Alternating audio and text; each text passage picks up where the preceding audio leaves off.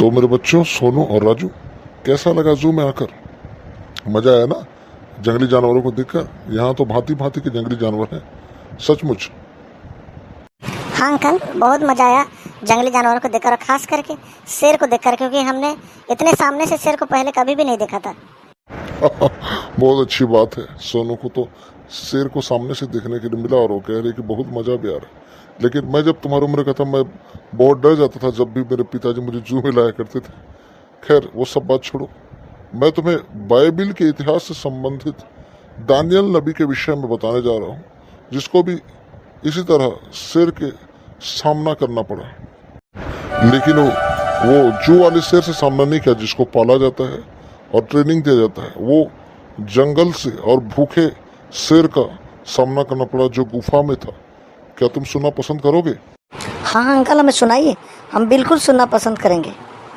तो फिर सुनो, जैसा कि हम पढ़ते हैं दानियल नबी की किताब 1 अध्याय उसका 1 से लेकर 4 पद और उसके 6 अध्याय को पूरा पढ़ने पर पता चलता है। आओ हम देखें। ईश्वर के लोगों ने उसकी आज्ञा उल्लंघना की, इसलिए उसने उनके दुश्मनों को उन्हें गुलामी में ले जाने दिया। उन्होंने यरूशलेम का नाश किया और बहुत से यहूदियों को उनके अपने देश बाबुल में ले गए।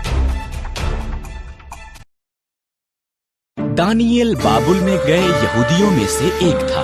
उसने परमेश्वर पर भरोसा किया और दिन में 3 बार उसे प्रार्थना की। परमेश्वर ने दानियेल को आशीष दी और वो उस देश में एक शक्तिशाली अगुआ बन गया।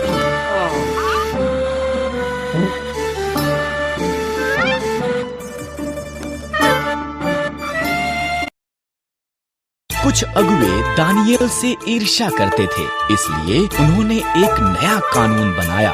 लोग केवल राजा दारा से प्रार्थना कर सकते थे। जो कोई भी उल्लंघना करता है वो एक शेरों की मांद में डाला जाएगा। दारा सहमत हो गया।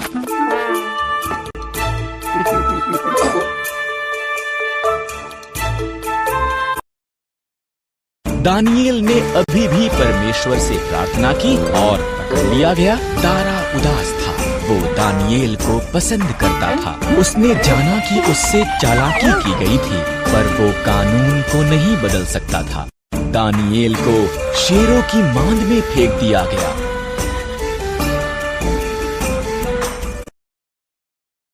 शेर दहाड़े और दानियेल की तरफ आए। तब एक स्वर्गदूत पहुंचा। परमेश्वर ने उसे भेजा था। स्वर्गदूत ने शेरों का मुंह बंद कर दिया। दानियेल ने बिना किसी नुकसान के वहां पर रात बिताई।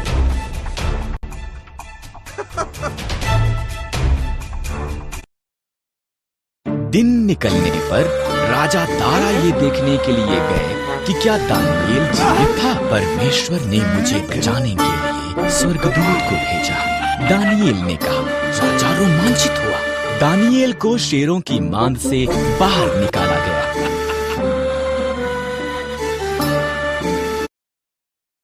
तब राजा दारा ने दानियेल के दुश्मनों को मांद में डाल दिया। शेर उन्हें हड़प कर गए।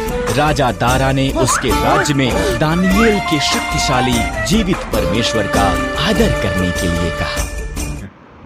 तो तुमने देखा राजू, परमेश्वर कैसा महान है, जिसने अपने दास को शेर की मान से भी छुड़ाकर बचाया और ये सिद्ध किया कि परमेश्वर अपने खोजियों के संग रहता है। हाँ और आमीन। हाँ, हमारा परमेश्वर बहुत महान है। आमीन। आमीन।